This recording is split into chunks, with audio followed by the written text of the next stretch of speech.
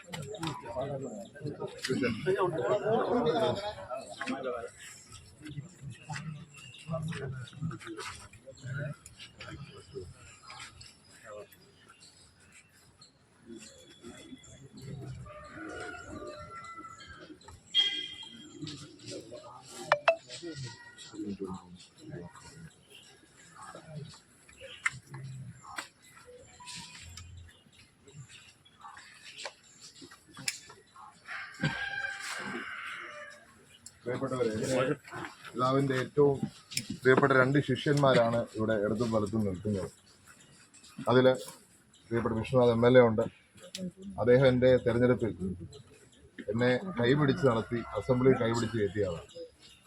അതുപോലെ പ്രിയപ്പെട്ട ഡീൻ കുര്യാക്കോസ്, അദ്ദേഹം ഈ തെരഞ്ഞെടുപ്പിൽ മികച്ച ഭൂരിപക്ഷത്തോടെ ജയിക്കുമ്പോൾ എൻ്റെ പിതാവ് ഏറ്റവും കൂടുതൽ സന്തോഷിക്കുന്ന ദിവസമായിരിക്കും.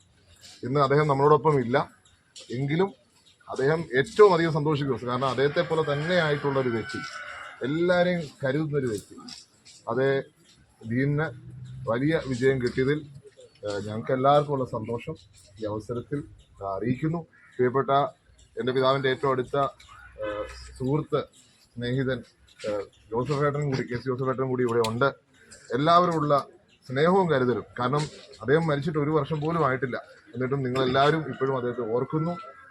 പ്രത്യേകമായ നന്ദി ഈ അവസരത്തിൽ അദ്ദേഹത്തിന് വേണ്ടി, കുടുംബത്തിന് വേണ്ടി എഴുതുന്നു. എല്ലാ ഇപ്പോൾ വന്നിരിക്കുന്ന പ്രിയപ്പെട്ട നാടക സുരേഷ് അവർകളുണ്ട്, പ്രിയപ്പെട്ട ജോഷിയാനുണ്ട്, സുധാകുര്യൻ അവർകളുണ്ട്. എല്ലാവരുള്ള നന്ദി ഈ അവസരത്തിൽ രേഖപ്പെടുത്തുന്നു. നമസ്കാരം.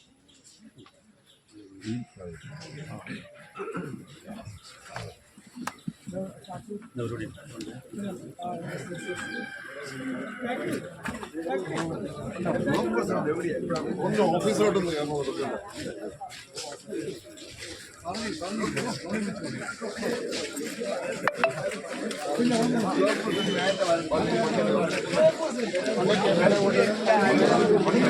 ഒരു മിനിറ്റ് പള്ളി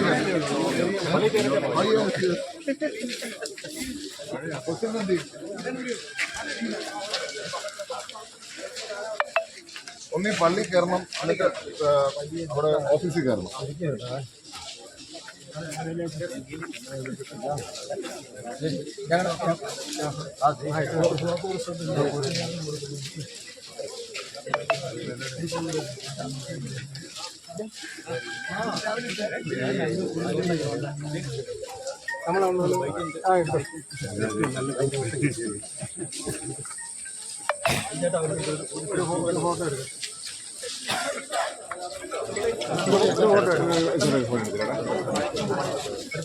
ഫോട്ടോ എടുക്കാം.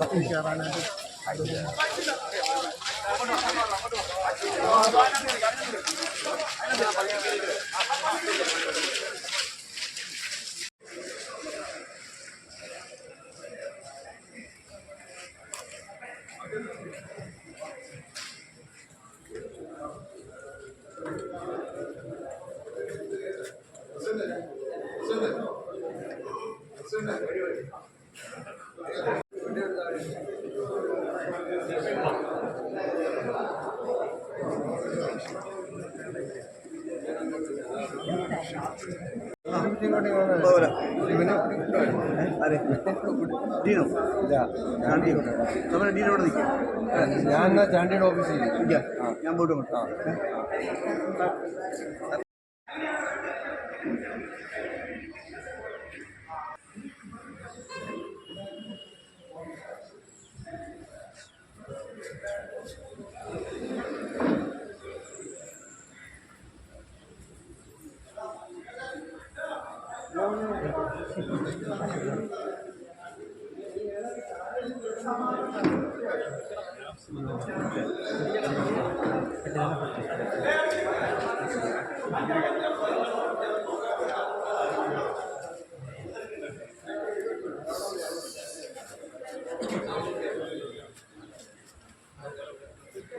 ഇന്നലെ കണ്ടേ ഇല്ലല്ലോ.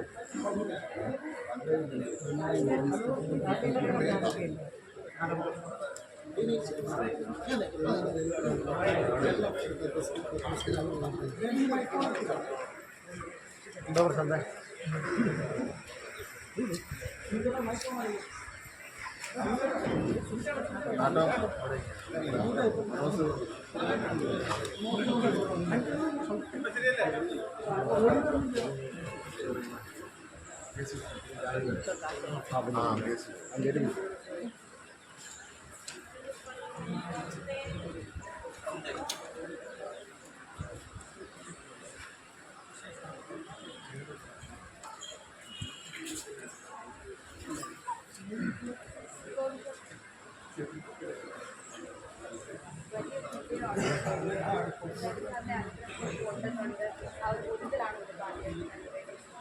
തീർച്ചയായും ഗുരുതരമായി എന്നെ സംബന്ധിച്ച് സ്ഥാനാർത്ഥി എന്നുള്ള നിലയിലും പ്രവർത്തകൻ എന്നുള്ള നിലയിലും ഒക്കെ തന്നെ എന്നും എപ്പോഴും ഞാൻ ഇല്ല. പ്രവർത്തകർ തെരഞ്ഞെടുപ്പ് വേളയിൽ അദ്ദേഹം ഉണ്ടായിരുന്നു അതിന് മൂന്നാമത് രണ്ട് പ്രാവശ്യം ഇതിനേക്കാൾ മുമ്പിലും ഒരു പക്ഷേ അവിടുത്തെ പ്രാദേശിക തലത്തിലുള്ള നേതാക്കന്മാരെ അന്ന് ബന്ധപ്പെട്ട് അതുപോലെ നിയോജക മണ്ഡലത്തിലുള്ള നേതാക്കന്മാരെ എല്ലാ രാഷ്ട്രീയകാരകൾ വലിയ രീതിയിൽ കല്യാണി സാറ് തന്നെ കഴിഞ്ഞ തെരഞ്ഞെടുപ്പിൽ അതിൻ്റെ 5 പ്രാവശ്യം ഓരോ 2 ദിവസം കഴിയുമ്പോഴും രാഷ്ട്രീയ സ്ഥാനാർത്ഥികൾ അതുപോലെ അത് എൻ്റെ കാര്യം മാത്രമല്ല എല്ലാ സ്ഥാനാർത്ഥികളുടെയും കാര്യത്തിൽ പാർലമെൻറ്റിലേക്കാണ് ഓരോ തെരഞ്ഞെടുപ്പ് കാലഘട്ടങ്ങളിൽ ഞാൻ സാറ് ആ രീതിയിലായിരുന്നു ഞങ്ങളെല്ലാം ഈ തെരഞ്ഞെടുപ്പ് വ്യക്തിപരമായി പക്ഷേ ഇതിന് അനുഗ്രഹം ആവോളം ജനിച്ചിട്ടുണ്ട്. മാത്രമല്ല എല്ലാവർക്കും ലഭിച്ചിട്ടുണ്ട്. യഥാർത്ഥ വലിയ റിസൾട്ടാണ് ഉണ്ടായിട്ടുള്ളത്. അപ്പോൾ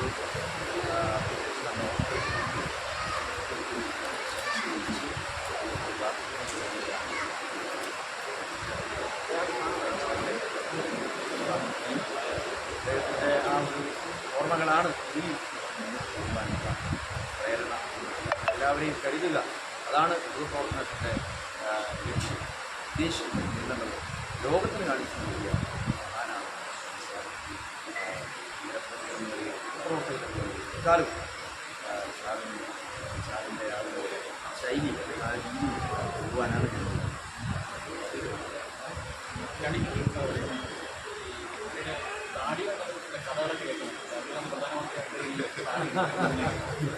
ഒന്നും പറയുന്നില്ല. ഇന്നെടുക്കുന്നത് നമ്മൾ എന്തുമാരെ ചെയ്ത് സാഹചര്യത്തിൽ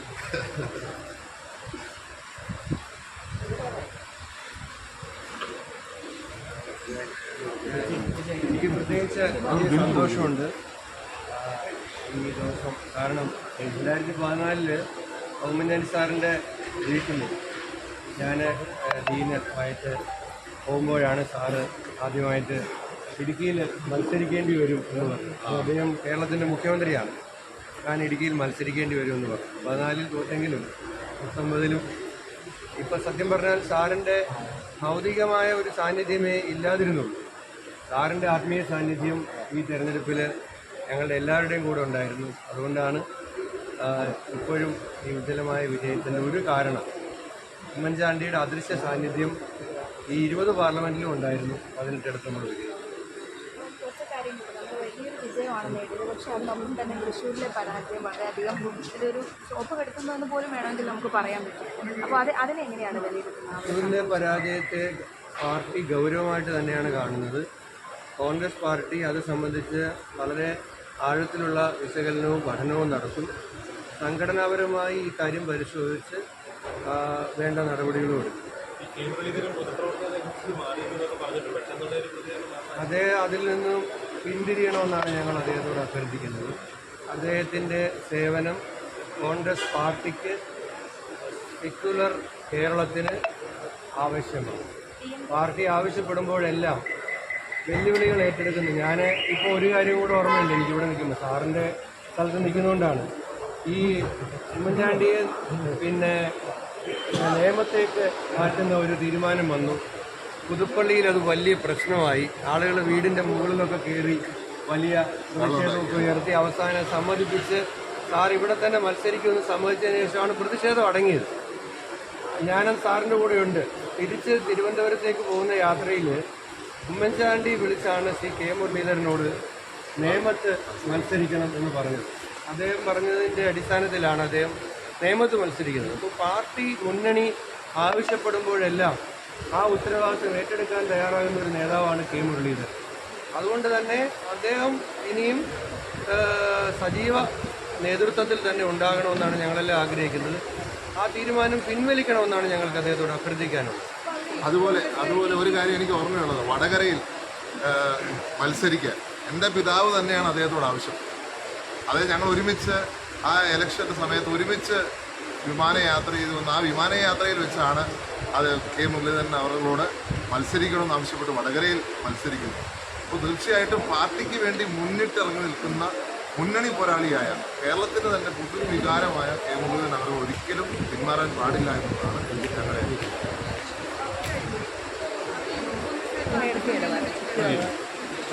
അവർ പറയുന്നത് DCC പ്രസിഡന്റ് രാജിവെക്കണം, ജില്ലാ നേതൃത്വത്തിന്റെ വീഴ്ചയാണ് പരാജയ കാരണമായതെന്നുള്ളത്.